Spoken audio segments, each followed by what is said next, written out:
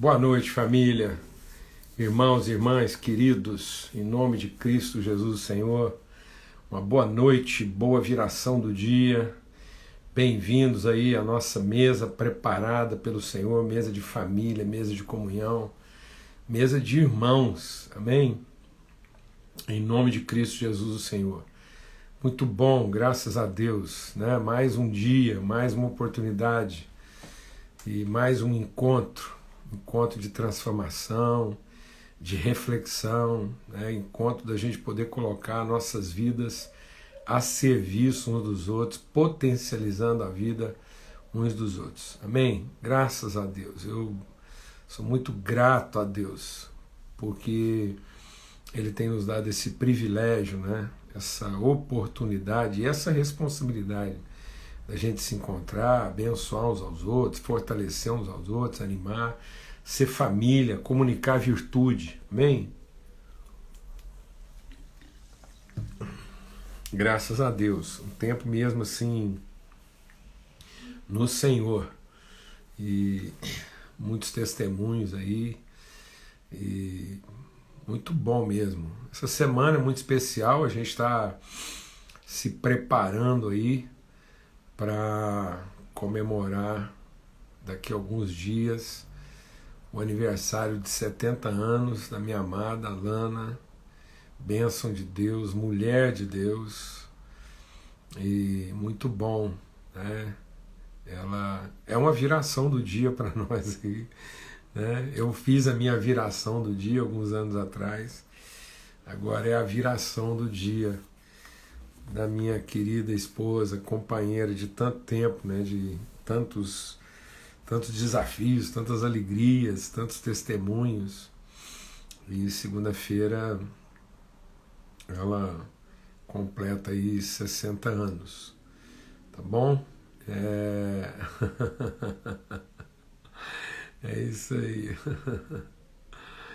Então, mulher virtuosa mesmo, viu, Ronaldo? Um abração, cara. Olha, Ronaldo, rapaz, muito obrigado, viu, pela sessão aí do nosso neto. O João é maravilhoso, Ronaldo, coisa bendita, né, meu irmão? Quem imaginava? O Ronaldo é um amigo, né? O meu co-sogro é um amigo de juventude. Eu não falei 70 não, gente, eu falei 60, não é possível. É porque às vezes meu 60 aqui saiu meio soprado, né? Mas é o aniversário de 60 anos da Lana. Mas já que pela boca de duas testemunhas a verdade é estabelecida, então mais de um falou aí que eu disse 70, então aí, tá vendo? Eu acho que eu vou desligar essa live aqui e começar outra. Vai ficar melhor eu terminar essa aqui, completar essa aqui e começar outra. É isso mesmo. Falei 70. E então são isso, né? O aniversário de 60 anos da Nana essa semana. E eu estava contando aqui, o Ronaldo é um amigo assim de adolescente, né? A gente foi amigo lá em Uberlândia quando tinha lá 18, 19 anos, e quem diria que depois a gente seria co-sogro, né? E ele é o pai do Ronaldo, meu genro, esposo da Bebel, os pais do João, e o João é essa figura bendita, um gentleman. O João é um lorde que nasceu aqui entre nós. E obrigado, Ney. Aí, ó, esse é amigo. O Ney tá aí, ó. Obrigado, Ney. Amém. O Ney falou que eu falei 60, viu, gente? Pelo menos foi o que ele ouviu. E então, vamos ter uma palavra de oração, agradecer esse tempo aqui com Deus, né? Um tempo assim de tanta alegria e de tanto desafio na nossa vida, de fé, da gente poder encorajar mesmo um ao outro, tá bom, amados? Então, é isso. Pai, muito obrigado pelo teu amor, obrigado por esse tempo tão especial aqui em família, com os irmãos. Obrigado por essa trajetória, essa caminhada e tantos, né, que estão conosco, Pai bendito, há tanto tempo, e é tão bom, e à medida que a gente vai caminhando, o Senhor vai gerando, multiplicando, né, outros, revelando, e hoje a gente é uma família incontável. Eu quero te louvar, Deus, porque o Senhor nos leva mesmo a essa dimensão do incontável, o incontrolável, o incomensurável, em nome de Cristo Jesus, aquilo que excede o nosso entendimento, aquilo que está muito além do que podemos pedir ou pensar. Quantas vezes, Senhor, nós queremos te reduzir a ser o abençoador daquilo que a gente é capaz de pedir ou pensar, sendo que o Senhor já nos abençoou para viver, ó Deus, muito além daquilo que podemos pedir ou pensar. Muito obrigado. Obrigado por esse tempo, obrigado por sermos a tua família, sermos os teus filhos. No nome de Cristo Jesus, o Senhor. Amém. Amém. Graças a Deus. É isso, sabe, amados, assim, Deus nos abençoou para irmos com Ele muito além do que somos capazes de pedir ou pensar. E às vezes a gente está gastando o nosso tempo em pedir que Deus abençoe aquilo que a gente é capaz de pedir ou pensar. Então muitas vezes nós estamos querendo a bênção de Deus para o que nós imaginamos, para o que nós concebemos, para o que nós pensamos, idealizamos. E na verdade Deus já nos abençoou para irmos muito além disso. Muito além disso. Amém? Graças a Deus. E esse é o tempo nosso aqui, da gente buscar na palavra de Deus essa transgressão dos nossos limites, né? E é nisso. E aí a palavra de Deus diz que a forma da gente caminhar nessa dimensão é o amor. Seguindo a verdade em amor, cresçamos em tudo. Então, sem o amor, a gente vai ter medo. Então, o texto que nós estamos dizendo aqui em 1 João, no capítulo 4, ele diz assim: tal qual ele é, somos nós também nesse mundo. É isso que nós devemos ter confiança. Essa é a nossa confiança, da fidelidade de Deus em nos transformar em alguém à semelhança dele. Amados, isso é tão básico, isso é tão essencial para a nossa fé, e tantas vezes isso é tão negligenciado, né? Sem perceber, nós vamos inventando, nós vamos elaborando, nós vamos concebendo uma divindade no limite dos nossos desejos, das nossas cobiças, das nossas carências. Muitas vezes a gente estabelece, mantém, alimenta, venera, faz sacrifícios a uma divindade na expectativa de que ela nos devolva, nos entregue aquilo que corresponde à nossa necessidade, à nossa cobiça, à nossa expectativa, à nossa presunção, né, à nossa imaginação. E na verdade não é isso, né? Não é uma veneração de uma divindade que se torna cada dia mais parecida conosco, mas é o conhecimento da paternidade que nos torna cada dia mais parecidos com Ele. Nós temos que fazer essa pergunta. O Deus que nós veneramos se torna cada dia mais parecido conosco? Ou o Pai que nós conhecemos nos torna cada dia mais parecidos com Ele? Você se está se tornando cada dia mais parecido com o seu Pai? Paciente, misericordioso, bondoso, longânimo, afetuoso, fiel? Ou a nossa divindade está se tornando cada dia mais parecida conosco? Vingativa, tendenciosa,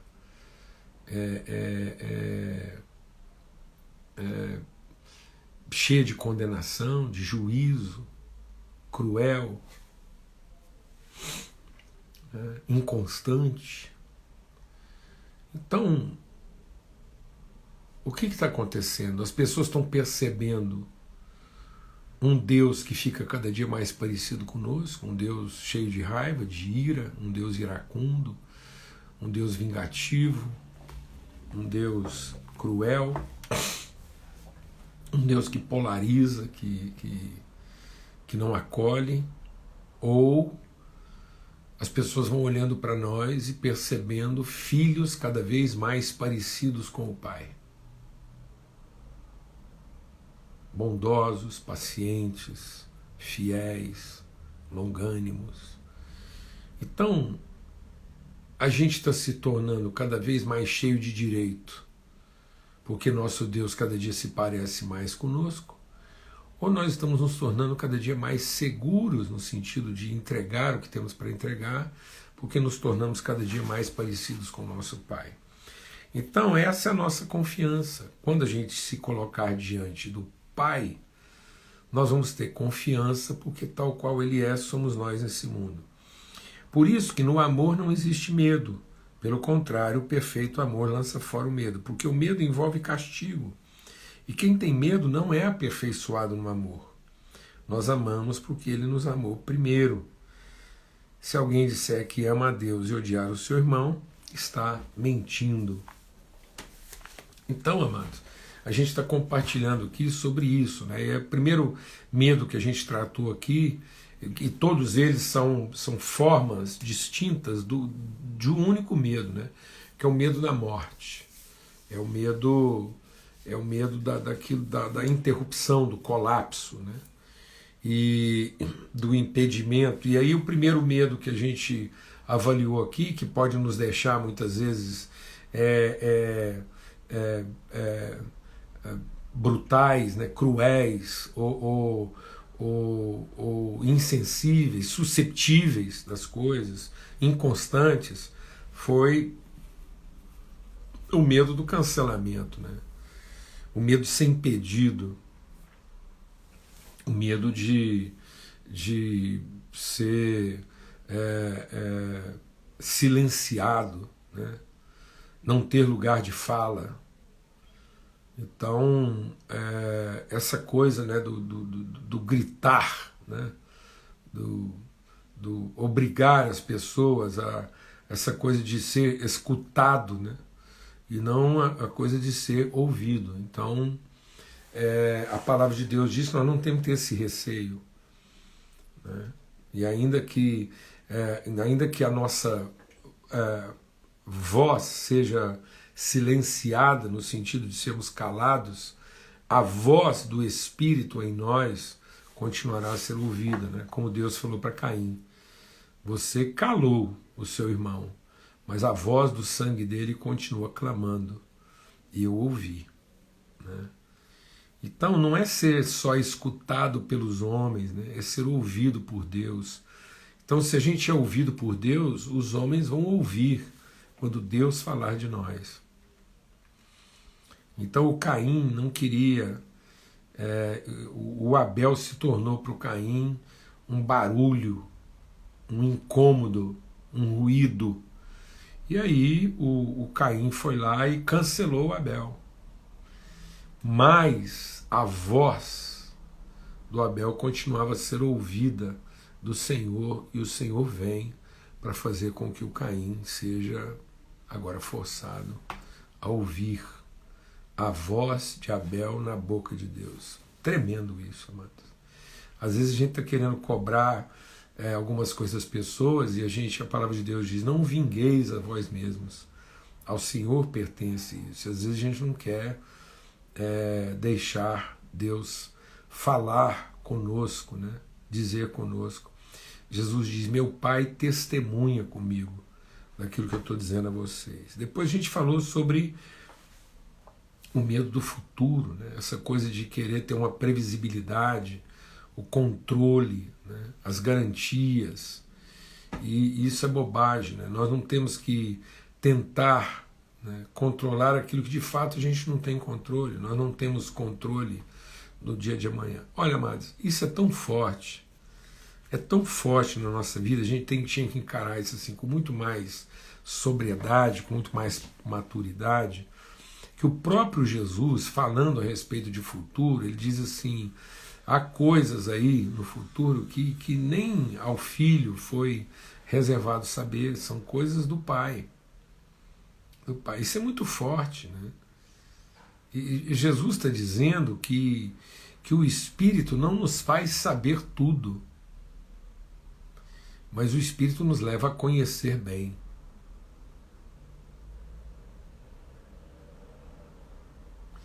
A gente não tem que saber tudo o que Deus sabe. Não tem que ter a sapiência de Deus. Mas nós podemos conhecer a Deus plenamente. E o que vai nos garantir não é saber tudo, antecipar tudo, controlar tudo, mas é conhecer a Deus. Foi isso que Deus falou para Paulo. Deus falou para Paulo, Paulo, você não tem que saber tudo, você não tem que controlar tudo. Minha graça é suficiente, então conheça meu compromisso, conheça minha fidelidade, conheça a minha palavra empenhada com você. E vá viver a sua vida com confiança, com ousadia, né, com intrepidez, com determinação. Outra coisa que a gente compartilhou ontem foi essa questão do medo da mentira, né? Então muitas vezes as pessoas estão deixando brotar no seu coração raiz de amargura, porque uma das formas graves com que o medo se manifesta é o medo da mentira, é essa preocupação em manter uma reputação, né? O que vão pensar de mim, o que vão dizer de mim. Então muitas vezes eu tenho medo de que as pessoas me calem, e também tenho medo do que elas vão falar de mim, a impressão que elas vão ter, os comentários que elas vão fazer. E a palavra de Deus diz que nós não temos que manter. Jesus não tinha uma preocupação em resguardar a sua reputação. Jesus estava ocupado e não preocupado. Jesus não estava preocupado em resguardar a sua reputação. Ele podia ser chamado de diabo, porque Jesus estava empenhado em manter, em sustentar, né, em patentear o seu testemunho, a sua convicção. Então cuidado, deixa Deus ministrar o nosso coração aqui. Cuidado com a forma com que nós reagimos às mentiras. Porque quando você reage a uma mentira de maneira muito enfática, de maneira muito passional, de maneira muito apaixonada, quando uma mentira desestabiliza você e te confunde, isso é sinal de que talvez você mesmo acredite naquilo. Porque se aquilo fosse totalmente, absolutamente mentira, a gente não reagiria dessa forma tão passional. Então, uma das formas de revelar, de testemunhar que o que está sendo dito é mentira, é a gente tratar isso com paz, com segurança, com serenidade, com mansidão. Amém? Então a gente mantém a energia própria, o nosso compromisso com a verdade. E da onde vem a nossa energia? No compromisso com a verdade. E não ficar aí gastando nosso tempo, nossa energia em desmentidos. Olha, eu quero te dar um testemunho pessoal. Nunca vá atrás de desfazer uma mentira que alguém tenha dito a seu respeito. Porque quando você ocupa esse tempo de discutir, de desmentir, você está dando à mentira um status que ela não tem. Então não dê à mentira o status que ela não tem. Então deixe a mentira no lugar dela. Deixe a mentira na boca dos mentirosos. Por isso que Jesus, quando ele está lá conversando com o diabo, ele diz, mas também está escrito. Então Jesus não vai ficar ocupado com desmentidos, mas ele vai reforçar e vai patentear o seu compromisso e o testemunho com a verdade.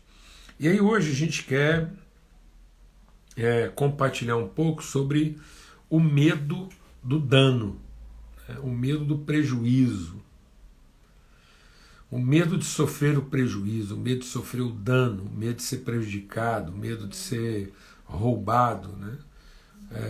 O medo de ser subtraído de alguma coisa. Então, esse medo, ele faz com que a gente viva vidas sobressaltadas, né? Faz com que a gente se esconda, faz com que a gente não se exponha, não assuma, faz com que a gente se encourace, faz com que a gente se cubra, né, de proteções. E é isso que a palavra de Deus diz: olha, não apague o espírito, né, não coloque a vela debaixo de uma cobertura, a lâmpada debaixo de algo que a cobre. Então, esse medo faz com que a gente se intimide, né? A timidez. Mas deixa o Espírito de Deus ministrar o nosso coração. Timidez é inaceitável, é pecado. Então, timidez não é sinal de humildade. Vou falar uma coisa grave aqui. Grave. Em nome de Cristo Jesus, o Senhor, irmãos e irmãs. Timidez não é sinal de humildade. Timidez é sinal de orgulho. E é o medo de ser prejudicado, o medo de assumir um lugar, uma postura, de se expor e sofrer algum tipo de dano, algum tipo de prejuízo, algum tipo de avaliação negativa. E aí a gente precisa entender isso com propriedade, com seriedade, com arrependimento. Jesus, ele diz: a vida, deixa o Espírito de Deus ministrar no nosso coração aqui, vamos entender isso de acordo com o testemunho de Jesus. Ele diz: a vida está em mim, ninguém a tira de mim. Então a vida que é concedida por Deus, a vida que emana de Deus através de nós, ela não pode ser roubada, ela não pode ser tirada. Não pode, porque ela é a vida eterna. Então não tem como você subtrair da eternidade, não tem como você roubar da eternidade, não tem como você ser prejudicado na eternidade. É como uma fonte, por isso eu tenho que olhar minha vida como uma fonte de águas que salta para a vida eterna. Quando você vai lá e pega a água da fonte, você não está roubando da fonte, você não está subtraindo, você não está fazendo a fonte menor, pelo contrário. Você está fazendo com que a fonte cumpra o seu propósito. Por isso que Jesus diz: a vida está em mim, ninguém a tira de mim. Por quê? Porque antes que alguém venha tirar de mim alguma coisa, eu espontaneamente já ofereci. Então, qual é a única maneira da gente não ser prejudicado? Qual é a única maneira da gente não ser roubado, ser subtraído? É você se antecipar, ofertando isso de forma espontânea e voluntária. É por isso que a palavra de Deus diz que nós só amamos porque Deus amou primeiro, porque eu não fui lá, aquilo que eu recebo de Cristo não é furtado, não é comprado, não é adquirido, não é subtraído, não é roubado, não. Eu vou lá buscar em Jesus, em Cristo, na fonte da vida eterna, aquilo que espontaneamente, espiritualmente, eternamente emana dele. Então as pessoas tinham que encontrar em nós uma fonte emanatória de vida. De modo que antes que eu me canse de ofertar, a pessoa se canse de tentar me roubar. Então nós tínhamos que vencer o ladrão pelo cansaço. E não o ladrão vencer a gente pela inanição. Amém? Deixe as pessoas que tentam te roubar ficarem cansadas de tanto tentar.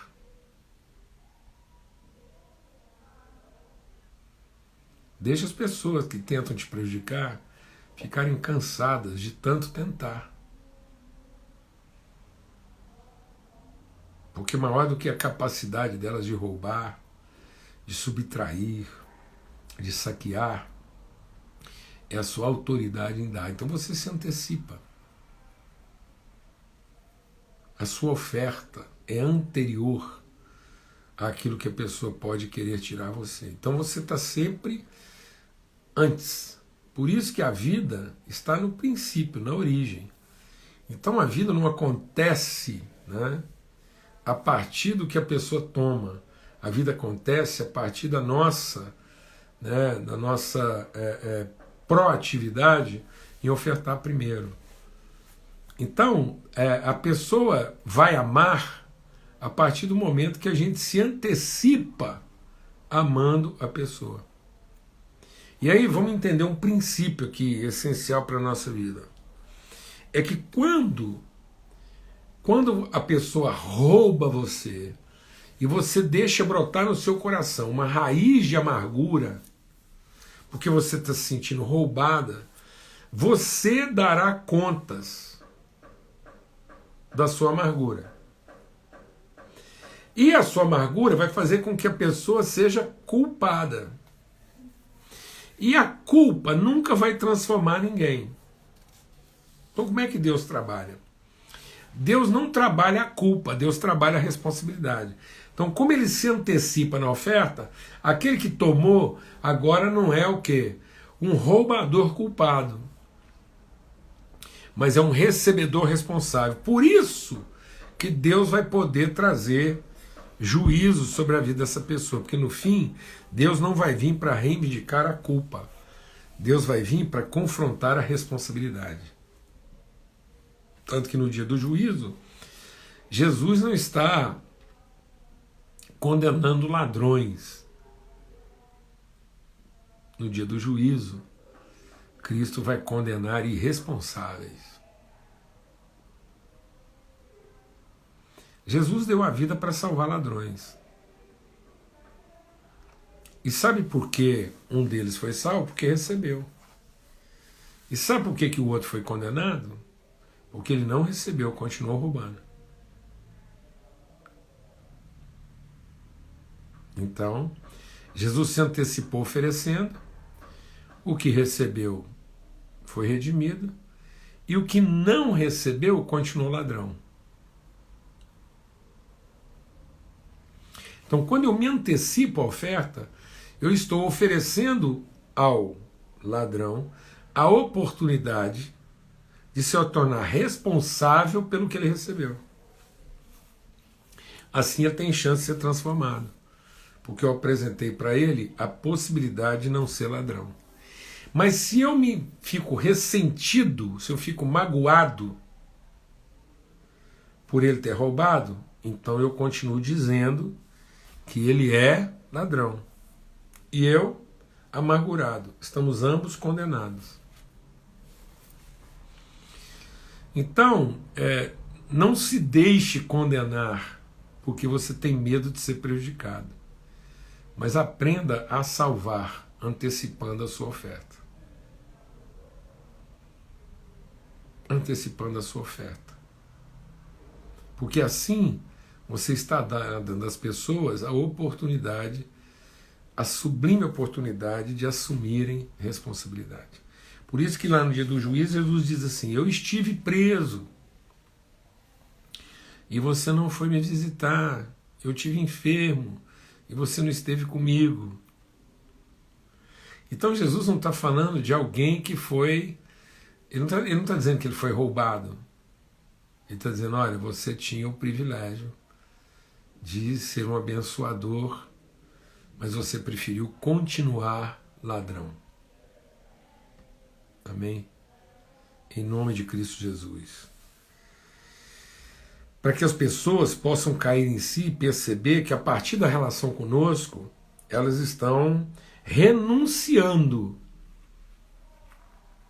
o privilégio de serem abençoadores como nós e estão optando para continuar sendo ladrões. E elas não são ladrões a partir de nós. Elas são ladrões e vão continuar nessa condição, não porque roubaram de nós, porque roubaram de si próprias o privilégio e a oportunidade de serem abençoadores, de tomar a iniciativa da bênção. Amém? Aleluia, graças a Deus. A gente vai continuar, amanhã a gente encerra essa reflexão aí sobre os medos, entendendo que onde está o amor de Deus, aí não há medo, porque o perfeito amor lança fora todo medo. Não há medo de ser cancelado, não há medo do futuro, não há medo da mentira. e não há medo de ser prejudicado. Glória a Deus, um forte abraço, a paz de Cristo seja sobre todos. Bom, eu estou aqui me lembrando, para não avisar só amanhã, porque talvez vai atingir menos pessoas, mas eu queria deixar já avisado, gravado nessa live, para todo mundo que vai ver depois. Nesse domingo próximo agora, dia 23 de maio, excepcionalmente no próximo domingo, nós não teremos a nossa live lá, né, não teremos nosso encontro ao vivo às 8 horas da manhã, tá bom? E aí a gente deve gravar, excepcionalmente, a gente entra aí ao vivo para ter a nossa live no domingo, num outro horário, mais tarde, porque nesse domingo, excepcionalmente, a gente vai estar comemorando o aniversário da Lana num lugar especial, com a nossa parentela mais próxima, com os filhos, e aí a gente não vai ter a live às 8 horas da manhã, como regularmente a gente tem, tá bom? Então você fica preparado, não estaremos aí às 8 horas da manhã, mas estaremos no domingo, num outro horário, mais tarde, assim for possível, tá ok? Então, um forte abraço a todos, até amanhã. Amanhã, normalmente, 18 horas, se Deus quiser, o nosso encontro aqui na viração do dia. Forte abraço.